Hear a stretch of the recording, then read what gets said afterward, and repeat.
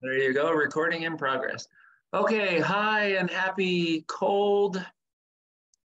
Let's get going with the 1990s.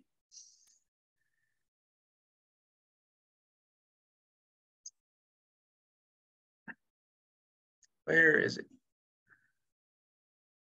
Oh, there it is. Share screen.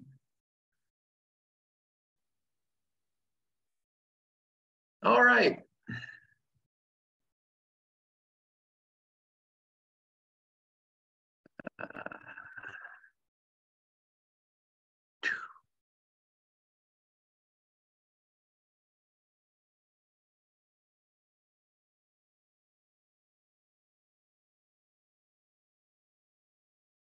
All right, Denver through the decades, the 1990s.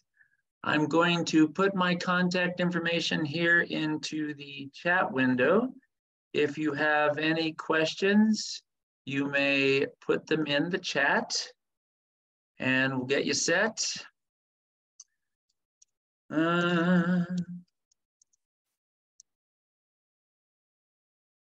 So there's, oh, too fast with fingers there. Ooh, wow, I am not doing well.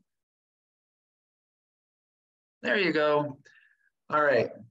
So if you have any questions, please let me know.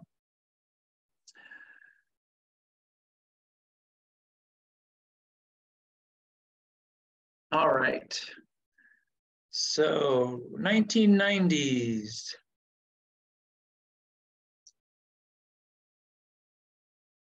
Okay. So around Denver, many of our cities that are cities now already were incorporated by this time, but not everywhere. We do have some that came in during this decade. And so I thought I'd touch on two of them just for fun as we make our way along. In 1994, the city of Foxfield incorporated, and in 1995, you had the city of Lone Tree. So Foxfield, I don't know if any of you know where that is. If you go southeast on Parker Road, where Parker and Arapahoe meet, there on the southeast side, there's Foxfield, and it is a very tiny town. That's all right. We have some very tiny towns in the metropolitan area, so it's all right to have another one. In the 1980s, residents saw that there was a lot of development along Arapahoe Road, and they were worried that the sort of flavor of the neighborhood was going to be altered. Also, Aurora was annexing southward, and they didn't necessarily want to be incorporated into Aurora. Aurora had actually said, hey, we're thinking of becoming our own city and county. Would you like to become part of our city and county with us? Because Aurora grew into 3 different counties. Even though Aurora never ended up becoming a city and a county, that did demonstrate, at least for the folks in Foxfield, that there might be annexation looming. So that's part of why they annexed, kind of a horse property type of place. Lone Tree, oh, and the population of Foxfield is 751 people. I looked up the most recent census. Lone Tree population just over 1,400. That one came in 1995 as Denver's going strong. We got a lot of development to the south. So Lone Tree would come in, and some other things have helped. Here are the borders for Lone Tree and for Foxfield. Now, for those of you who have toured with me before or done presentations with me before about cities, you know that one of the things I like to hearken to is crazy boundaries. Most of the cities in the metropolitan area have incredibly dumb boundaries. Denver has terrible boundaries. It's not the worst, but it does have terrible boundaries. My personal opinion, the worst boundaries are Arvada, followed by Aurora, and it just goes on from there. Lone Tree, if you look there on the left, it's not the worst, but it is also a little bit crazy. Foxfield has nice, sensible boundaries. So I like Foxfield. Foxfield is one of about 3, 4, depending on how you want to count it, cities in the metro area that have nice, sensible boundaries. Foxfield there is on the southeast corner of Arapahoe and Parker Road. The northeast corner of the intersection and the southwest corner of the intersection are Aurora. The northwest corner is unincorporated Arapahoe County. Now, as far as Lone Tree goes, it annexed the Park Meadows Mall in 2006. That was a big boon. Light rail came into the community back in 2006, and eventually they would get a stop there at the Park Meadows Mall. And the Arts Center, which we saw in the previous slide, opened in 2011. So those are just some fun things happening around Denver. Okay, a reminder, we are not going to be talking about everything that happened in the 1990s. The most important thing that happened in the 1990s, of course, absolutely the most important thing, was that my colleague Michael was born in the 1990s. So it is important, it is critical to remind you all of that wonderful event there in the 1990s. He asked me to tell you that, and I agree. Michael's a right fellow, so we're good. All right, let's look at development. These are put out by Denver Urbanism. My colleague Ken Treppel puts these out. I've mentioned them to you before. You may find them all on his website. Shows you the development over time. The gray is where you have already developed the decades earlier. And then the red is the development during this decade. So in the 1980s, you see that we have leapt over toward the new growth at Green Valley Ranch, because in the late 1980s, we got that land, came into Denver. Montbello had been our most northeasterly neighborhood. Notice there is no development yet in Stapleton. The airport still existed at this point, even though they knew they were going to move in the 1990s. So let's look at the development over time. So 1980s, 1990s, you're seeing development in the Northeast and in the Southwest. And then just to show you how development is going, in the aughts, you were going to see the first development in Stapleton. We'll talk more about that next month. So let's go back and look again. 1980s, Southwest Denver, Northeast Denver. Wake up, computer, there you go. 1990s, little infill. Oh, I guess I forgot to mention. Here, notice there's nothing in Lowry. If you look in the middle right-hand side of Denver, there's nothing in Lowry, but we began to redevelop Lowry in the 1990s. So you start seeing that there. And then we'll talk about the aughts next month. All right, this is being recorded, and you may always go back onto our YouTube channel and look at all of these posts if you would like to explore any of these. Just give me a shout out. We'll get you set. Okay, so lots of things to talk about in the 1990s. Of course, the most important one was Michael's birth. But if I had to pick another thing, that would be number 2. That would be the development of Lodo. So let's do a refresher for those of you who have either missed out on previous ones or maybe don't remember. After World War II, Denver began a very aggressive program of annexation that met with a lot of resistance from cities around it, but in the end, Denver usually got its way. Finally, in 1973, the Poundstone Amendment went into effect, saying that except for certain exceptions, such as what happened with the airport, Denver could not legally annex land. So this meant that Denver was basically dead, everyone thought, because without growth, how are you supposed to have an economic up? Without growth, there is no growth in your economy. What Denver ended up doing, though, was looking inward. So the Poundstone Amendment, in a way, was actually that whole blessing in disguise thing, because it got Denver to look inward at areas that it had long been ignoring. And the lower downtown area around Union Station was sort of the epitome of that. Here in this picture, you have on the left, the Hungarian High Altitude Flower Building that was derelict. Excuse me. I remember seeing it. I never went to it because it was a big wreck and ruin, and I didn't want to go in there. Who knew what you were going to see? But some folks saw the future and they said, all right, we can develop this. So Dana Crawford and her colleagues ended up developing it. And you see the same building on the right-hand side. Now, if you look at the picture on the right-hand side, the section on the right with the tall reddish brown chimney, that's the original. The section on the left was later added in a similar style, but it is not original. So Lodo, the development in Lodo was amazing.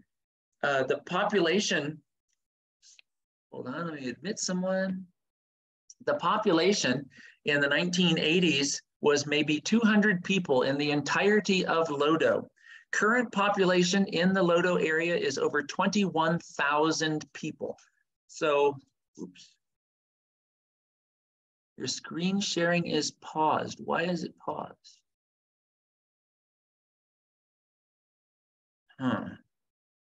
Sorry, I don't know what I just hit. Stop share. Okay, hold on. I'm going to go back to the sharing.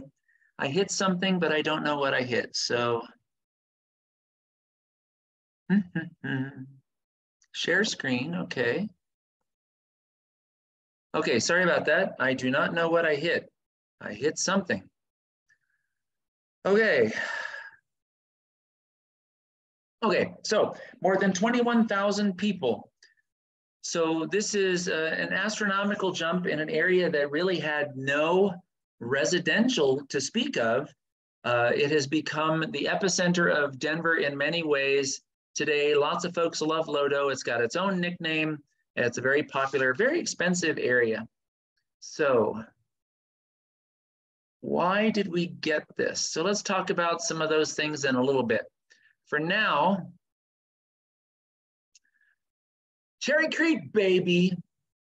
This happened in the 1990s. The original Cherry Creek Mall opened way back in the 1950s, and it was a success. It was a grand thing. But if you want people to shop at your mall, you need to update. You need to upgrade. So in the 1990s, right in 1990, the improved Cherry Creek Shopping Center opened, bringing high-end retail to Denver. So you have all these very fancy stores like Saks Fifth Avenue and Neiman Marcus and Gucci. And this, of course, would have a profound impact on the neighborhood. So once this area became quite the place to be, it sort of by default made the area around it much more valuable, which is why now Cherry Creek North is such expensive real estate. That new mall back in 1990. So another thing that happened during this time period, Denver would get its first Black mayor, Mayor Wellington Webb. So I don't know if any of you were here during the Webb campaign.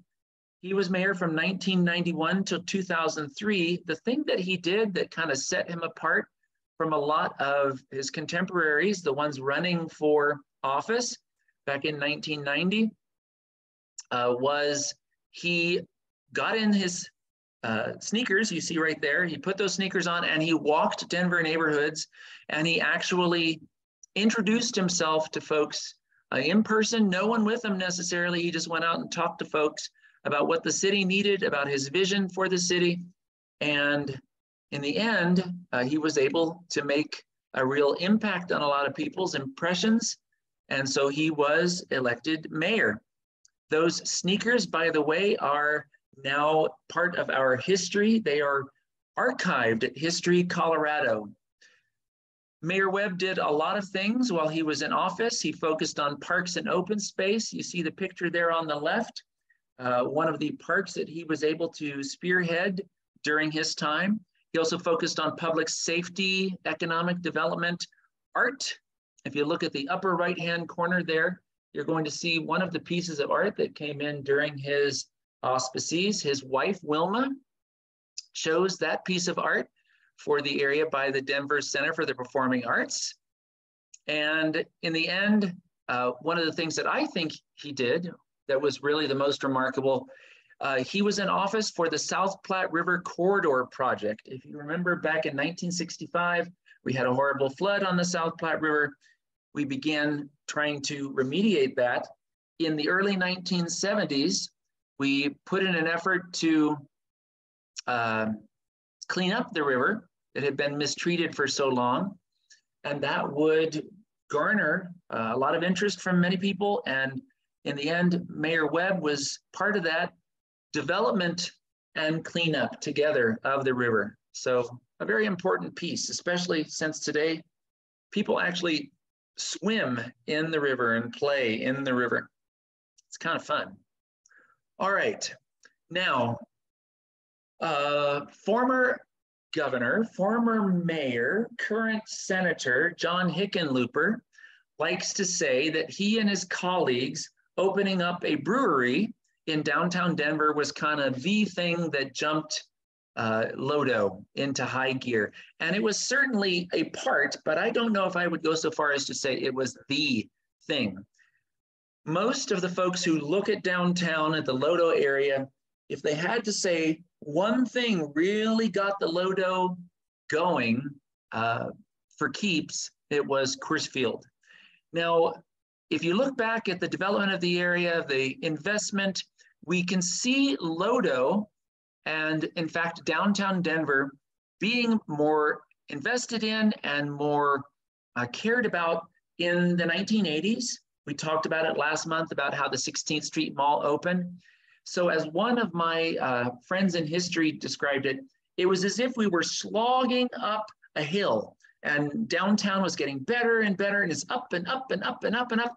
And most folks who study it agree 1995 was the year where we got to the top and oh, we're good. Okay, now it's coasting. Obviously still work to do, but we're more coasting. 1995 is when Coors Field opened. And this was a seminal moment in downtown because it drew a lot of people to downtown. They want to go see a game. And if they want to go see a game, that means they also want to eat or drink or just socialize, whatever it might be. So Coors Field, 1995. Now, of course, what was there before? So these pictures that you see illustrate what Coors Field replaced. So on our left-hand side, that's the 23rd Street Viaduct. In the distance, you can see the Daniels and Fisher Clock Tower. To the right of the DNF Clock Tower, you're going to see a blocky building. That's the same building you see on the right-hand side there. The Ayers Milling and Grain Fireproof Grain Elevator. So these areas had lots of businesses in them, but in the end, because many of them were sort of dead on the vine or the whole area was a little blighted, what they ended up doing was demolishing quite a large area in order to make Coors Field. So the grain elevator there, some of the buildings that you see under the viaduct on the picture to the left, those are the things that would be removed in order to make Coors Field. The stadium did cost $215 million. So a couple things to show you how Lodo changed. Now this is from, what is it, an economic look at the area. And I'm just going to read out the quote to you here because it's too many numbers. In 1994, the land value estimated by the city assessor's office for the area stretching roughly from Larimer Square northeast to Park Avenue was about $305 million. That's the aggregate land value. As of 2017, which is what, 23 years? It had risen to $3.8 billion, an 11-fold increase in raw dollars, or a 6-fold surge after accounting for inflation. So Lodo, it's going places. You might say it's going nuts. I don't know. Good or bad? I guess we may debate that another time. Okay, we all like food. Yay, food.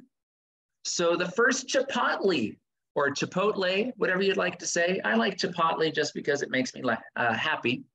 The first Chipotle opened in Denver in 1993. The founder attended the Culinary Institute of America in Hyde Park, New York. His name's Steve Ellis.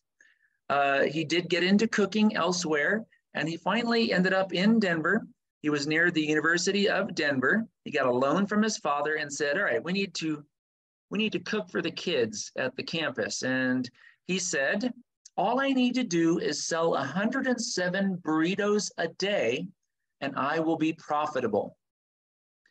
That's kind of funny to look back on it now, remember that, because after 1 month, the original restaurant was selling over 1,000 burritos a day. They had hit on something that was a great success, and it started right there near UD.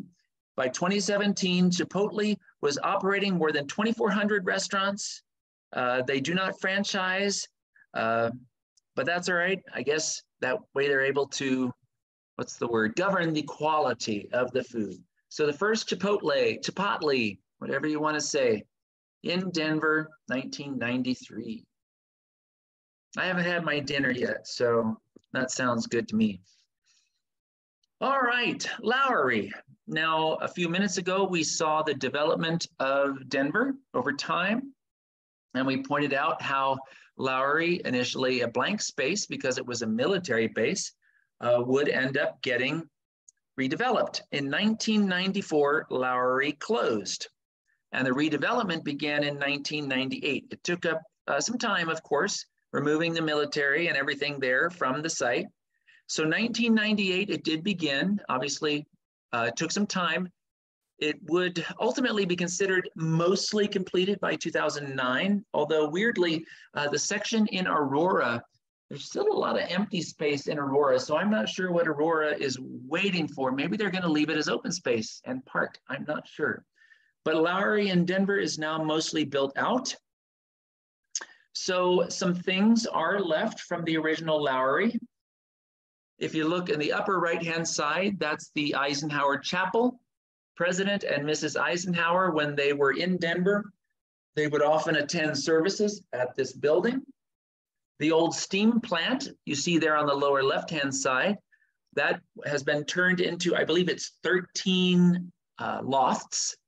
I've never been inside, but I'm told they're really neat and really industrial because they managed to keep that flavor with all of the pipes and bars and all that good stuff in there. But those are the old. What they did is, of course, created the new. In the 1990s, we had a wonderful resurgence of the idea of a downtown, or in its new face, a city center or town center.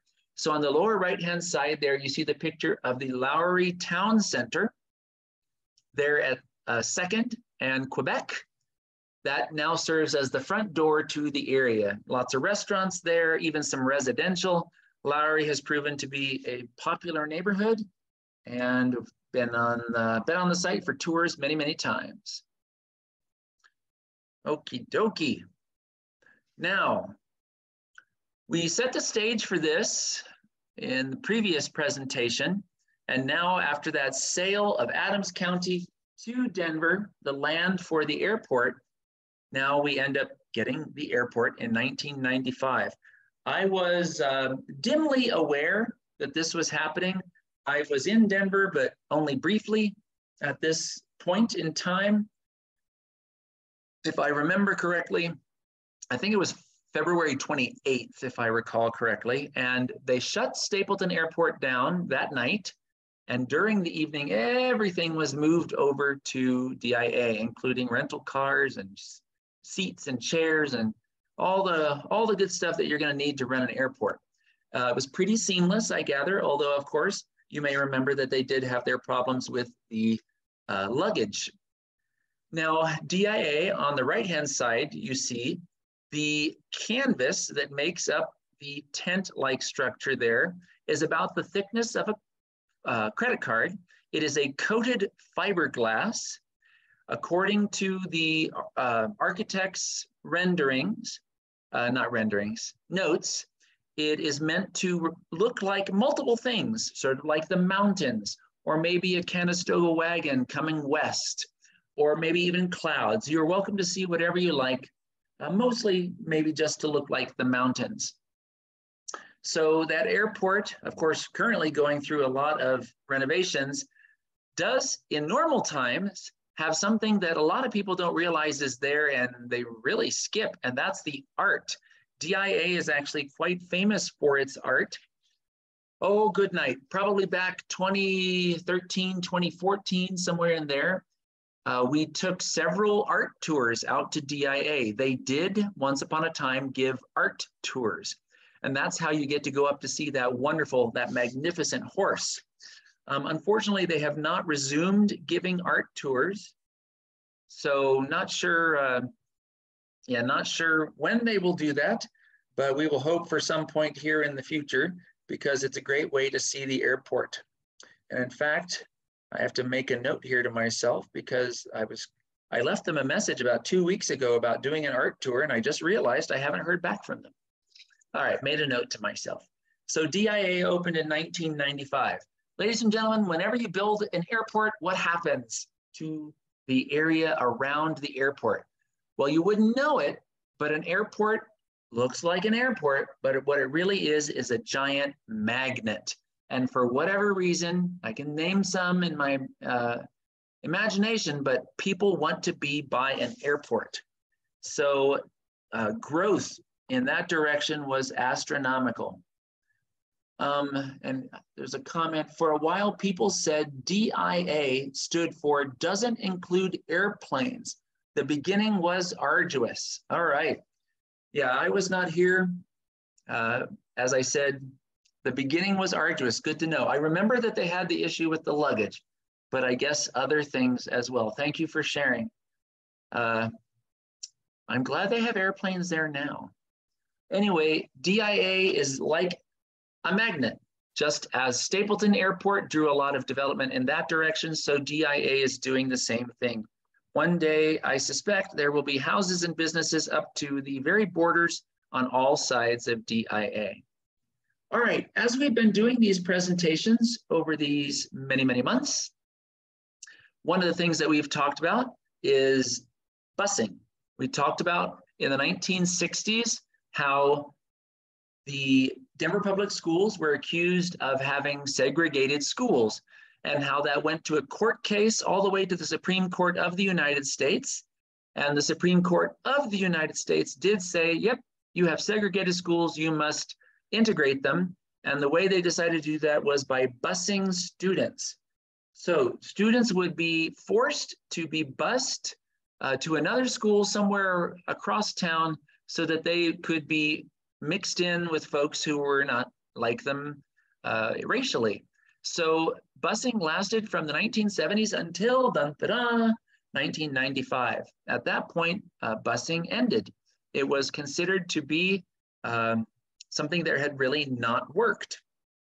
And today, according to one of my colleagues, Denver Public Schools are more segregated than they were previously. Since people are allowed to go to choice into schools and such, what you end up having is a lot of segregation.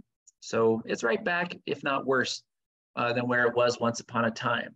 So 1995 is when the experiment with busing came to an end. Okay, so let's talk about one of the other exciting things that happened as part of the overall extension of Mayor Webb's efforts with the river and with trying to get downtown Denver vibrant again. So if you look at this picture, the north is to the right, and the road that runs from the middle of the picture up into that clover leaf you see right there. Let me orient myself. Yeah, that's going to be Spear Boulevard. Okay, so off to the lower left-hand side, you have Colfax there, and then you see the stadium in the upper left-hand corner. But what I want to draw your attention to are all of those empty areas to the south of, not to the south, I'm sorry, below in this picture, below the river. So at this point, all of this had been cleaned up. These were all hazardous, full of toxins and pollutants. Some, of course, may have come in from the flood, but mostly what it was just years of industrial effluent being dumped in the soil and just not really anyone caring. So all of these areas here along the river were Superfund sites.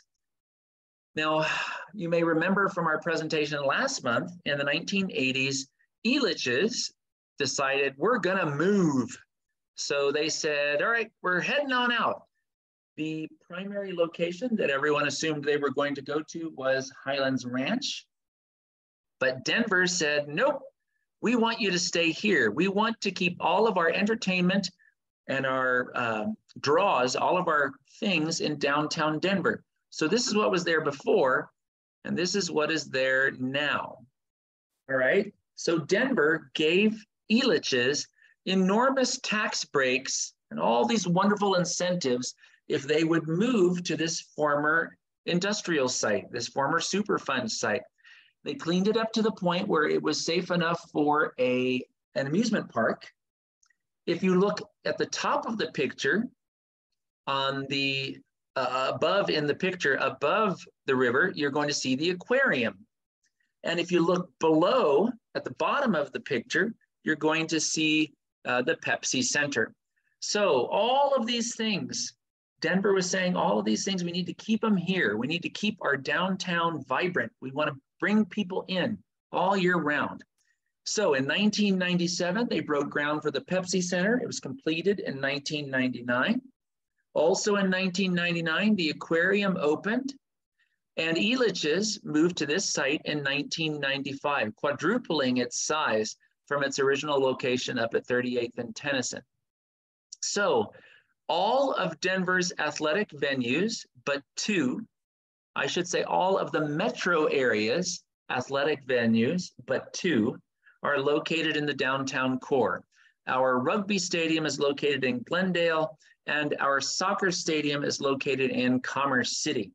Everything else is right in downtown. So part of the vitality of downtown in the 1990s and into this century comes from having all of the things that you might possibly want to do as close to downtown as possible. So on the lower left-hand side, you see the aquarium. I have actually probably not been to the aquarium since it opened, so I need to go back, I guess. I haven't been back this century. Yikes. The Pepsi Center that you see there, which is now, I believe it's called the Ball Arena, if I remember correctly. I have never set foot inside it. They have basketball and hockey, I think it is. And in the lower right-hand side, you have Elitch's there.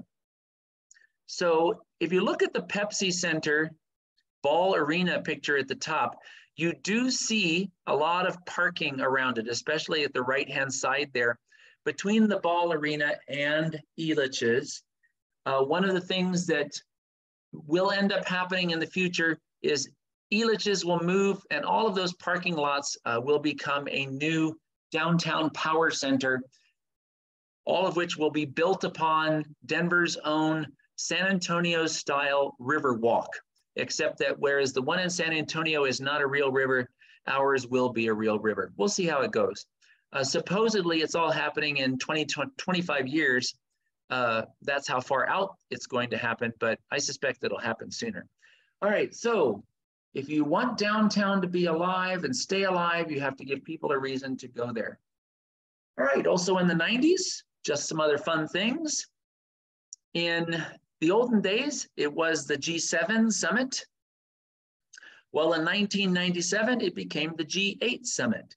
France, Germany, Italy, Japan, the UK, the US, and Canada added Russia in 1997, and Boris Yeltsin was the first one to come along.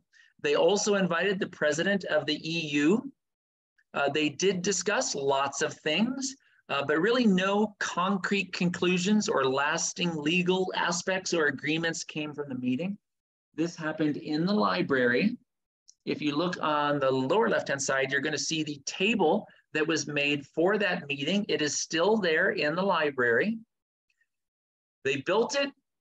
It was too big to go through the door. That's what our tour guide at the library told us. It was actually too big to go through the door. So they ended up having to cut it into pieces to get it through the door, and then they put it back together. So that's kind of funny that they had to do that. I suppose that was easier than removing the roof of the building. So we had our reporters from all over the world come to Denver to be part of this. Apparently there were souvenir magazines and guides for folks, and it drew a lot of reporters and a lot of attention to Denver, which is funny because I never pay attention to when the G8 summit is happening. So I guess, yeah, other folks more interested in those things than I am. Maybe that's not a surprise. All right, along and along and along and along we go. Okay, so artists need three things. And this is not from me. I have been told this by some artists. Some of you who've traveled with me before know that I love this quote, just makes me happy every time. Artists need inspiring surroundings, they need cheap rent, and they need to suffer. I have a person who was an artist that I used to know, and he said, if you don't suffer, you're never going to create great art. But the cheap rent part is also super important. So in Denver, neighborhoods that have fallen maybe a little behind may end up becoming art areas, as we've seen with what is now RiNo, which is really a non-existent neighborhood in what is the real neighborhood of Globeville. Back in 1995, the Arts District on Santa Fe had its inaugural First Friday Art Walk. I would end up doing those First Friday art walks for many, many years as a tour guide. That ended probably 10, 12 years ago, but I used to do that just to let folks know the history before they went looking at the art. Now, the neighborhood does have some wonderful things to see. If you look at the picture of the lower right-hand side where it says the Denver Art Society, you see the brick on the side of the building. You're not supposed to see that brick. There was a building there. That is now the outside dining area for El Noa Noa. But long ago, there was a building there, and you wouldn't have been able to see the side of the building. That is why they put that wonderful and very expensive for the time terracotta only on the front of the building. The Union Block was well known for its doctors and dentists, which is why they were able to afford to have that expensive terracotta on there. If you look at the upper right-hand side, there is a mosaic that's in front of a department store as was along the street. From 2000 to 2008, that W was actually covered with duct tape, with a big X, duct taping out. And I used to point it out because it just was amusing. That was the time when President George W. Bush was in office, and that building was the Colorado Democratic Party, and they did not want any W. After President Bush left office, they pulled the duct tape off the W, and now the W is just there without worrying about what it might mean. On the left-hand side, you're going to see some of the examples of art in the Arts District on Santa Fe. Since this time, we have had other arts districts open in the metropolitan area. The Arts District on Santa Fe and the Golden Triangle were really the ones that kind of got that all started. Okay, speaking of art, I will be going into this museum for the first time next week as part of our art tour. We're seeing the Navarre, and we're going to this museum, which I've never actually been in, so I'm excited for next week. The Daiku collection, I'm just gonna read this out to you. The Daiku collection is a contemporary art collection in downtown Denver, established in 1998 by siblings Devin and Pani Daiku. It is free and open to the public, operating as an extension of New York publication Zing Magazine. The collection features work of approximately 30 international artists. Now, the collection, as I understand it, does change, so it's not always the same. So whatever these pieces are, they probably won't be there when I take my group next week. So that opened downtown 1998. It's funny, for many years, I didn't even know it was there. And the Denverite and Westward both refer to this as the museum that no one knows exists. So if you haven't been, you might go, get your art on and have the fun of it. All right. In this time period, we also had some very sad things happen. JonBenet Ramsey died during this time period, and the Columbine High School shooting took place. In 1999 is when the shootings took place. 12 students and 1 teacher were killed. This memorial that you see is located, about a quarter-mile west of Columbine High School. Columbine High School is located in unincorporated Jefferson County, west of downtown Littleton and east of the Southwest Plaza Mall. Unfortunately for Littleton, even though the high school is not located in Littleton, the high school has a Littleton mailing address. And so when the massacre took place, reporters referred to it as taking place in Littleton, even though it is not within the city limits of Littleton. So as one person in Littleton said, we will forever be damned by something that didn't even happen in our city. If you haven't been to the memorial, a very somber place, of course. So we did have some unhappy things happen in the 1990s. Let's move over to some happy, at least quirky things that happened in the 1990s. South Park premiered, believe it or not. It was created by 2 gentlemen, Matt Parker and Trey Stone, who were graduates of UC Boulder. And they decided that they were going to get into cartoons. And I believe these are all paper cutouts. And when it was created, it immediately took off. Folks loved it because it was a bit raunchy and unexpected. So the cartoon is still going on today, I believe it is. So what is that, 1997 to today? Oh, that's more than 20 years. I don't do math. But when it opened there in 1997, it met with a lot of accolades, and some of the characters would become quite famous. Now, if you look at the pictures on the right-hand side, you have Stan and Kyle on the right-hand side. I have only seen a few episodes of this. Apparently, a really famous episode of South Park was when the kids leave South Park, which is up in the mountains, and they come to Denver to go visit Casa Bonita. And there they have amazing adventures. So the pictures that you see on the right-hand side are from Casa Bonita. I was not able to get a good picture of them because my camera does not have a flash. It's broken. The flash is broken. So that is why those pictures are very dim. So I don't know if you've ever seen South Park or the wonderfully and very crazy movie that they made for South Park. If you've never given it a look, it can be fun, unless your name is Kenny, in which case it's very sad. All right, some other things happening in Colorado. It's kind of fun or weird or odd, I don't even know.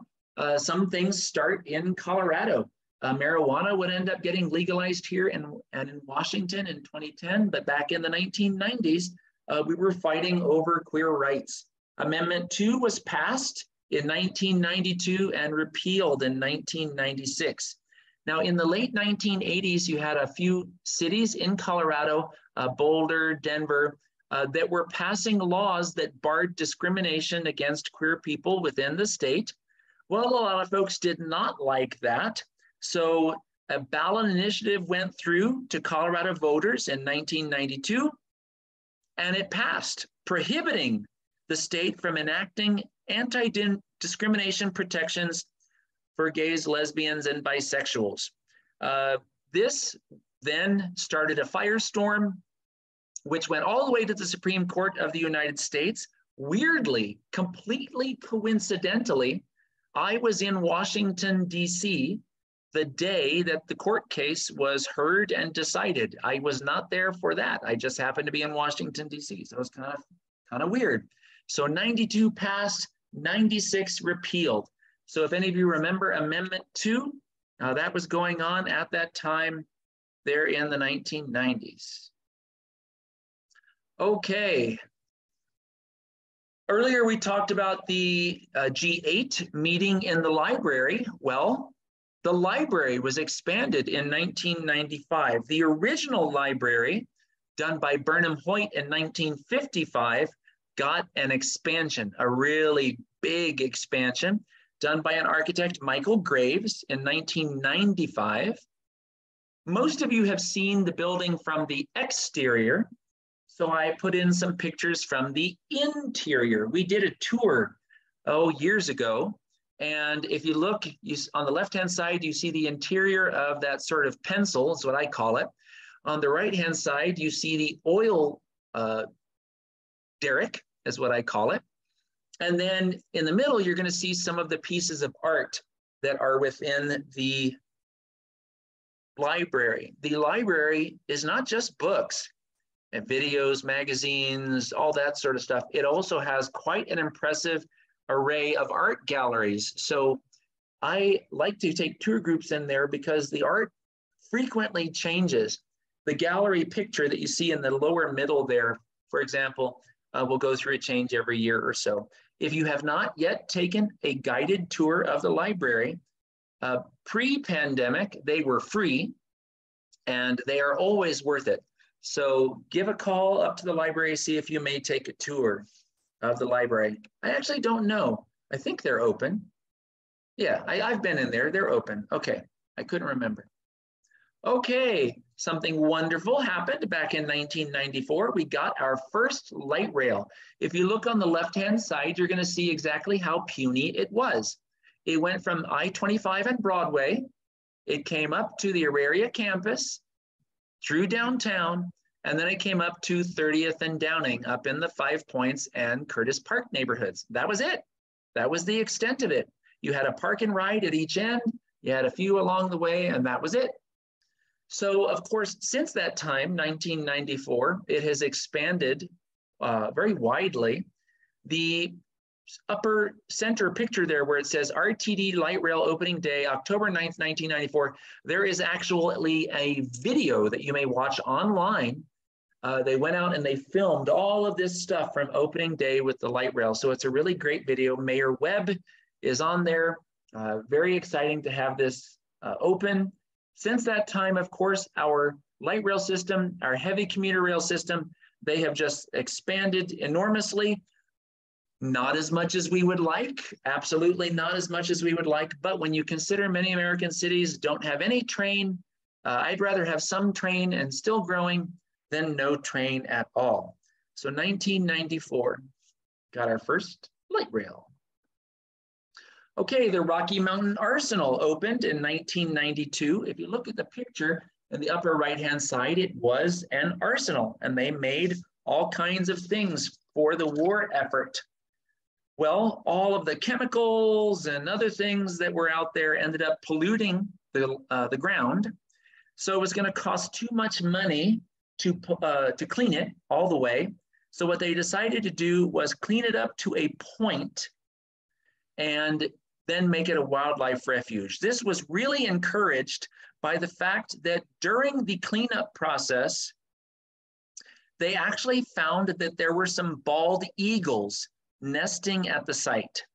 And so the Fish and Wildlife Service for the US, they said, you know, we should really just make this into a wildlife refuge. So that's what they did. It cost $2.1 billion to clean it up.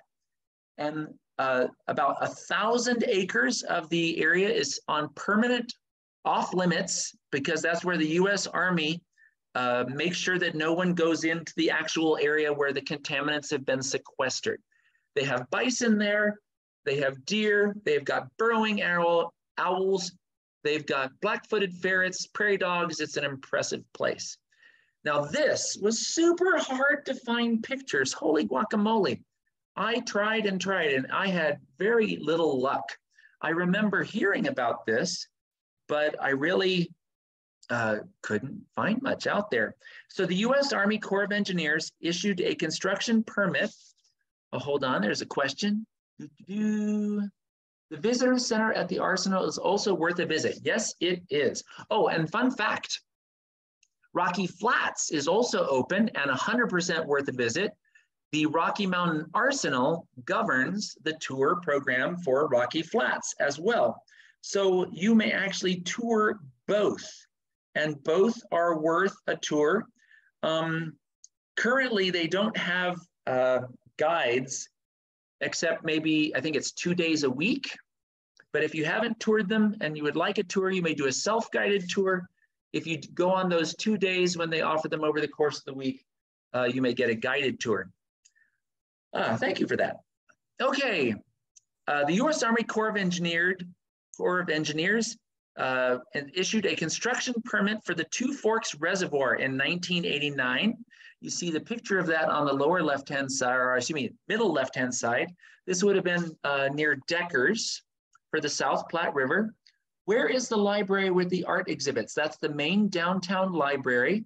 Oh, sorry, that was my mistake. I should have said that. It's the main downtown library at the corner of Broadway and 14th, between 14th and 13th on Broadway. Okay, So this would be a dam on the South Platte River and near Deckers. A lot of people didn't like it. They didn't want it. Denver wanted the water, but a whole bunch of people raised a stink. And the next year, the EPA vetoed the idea of it.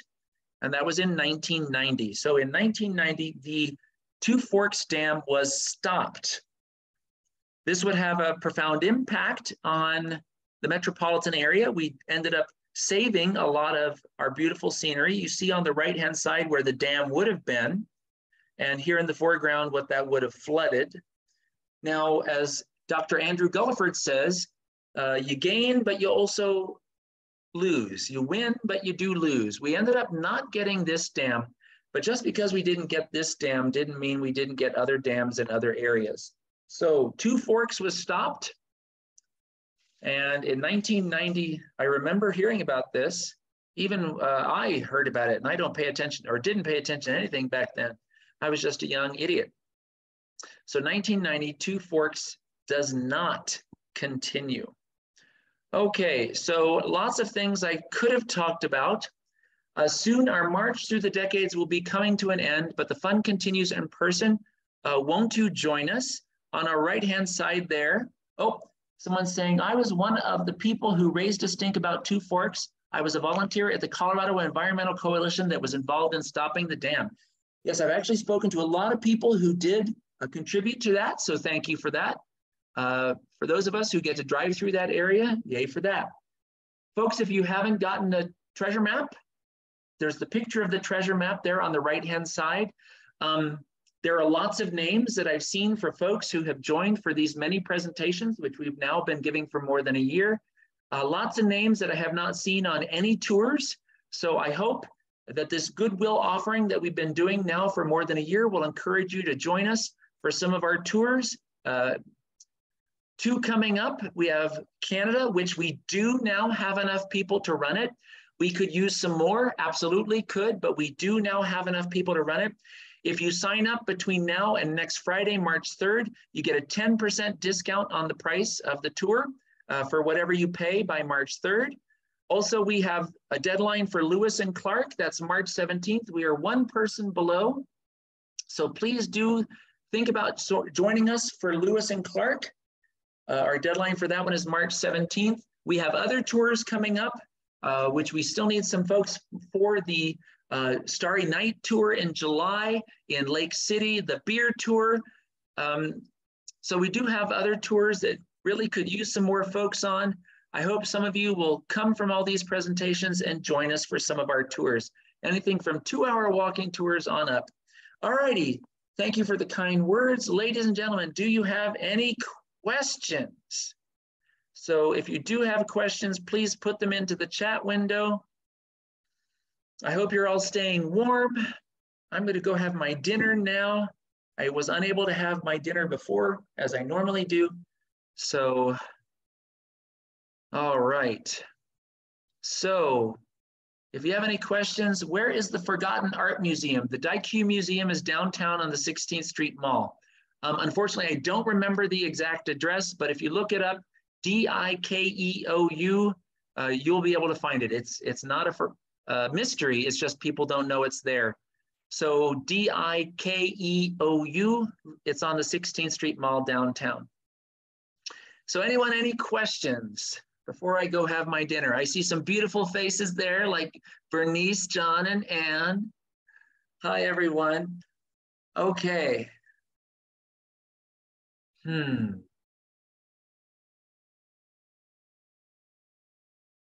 All right. Paul is asking a question. I don't actually know the answer to that.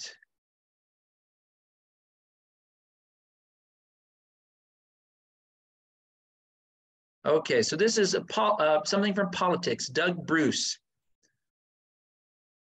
Oh, okay. We got into some ugliness there. It's not a story I actually know, since I tend to avoid politics.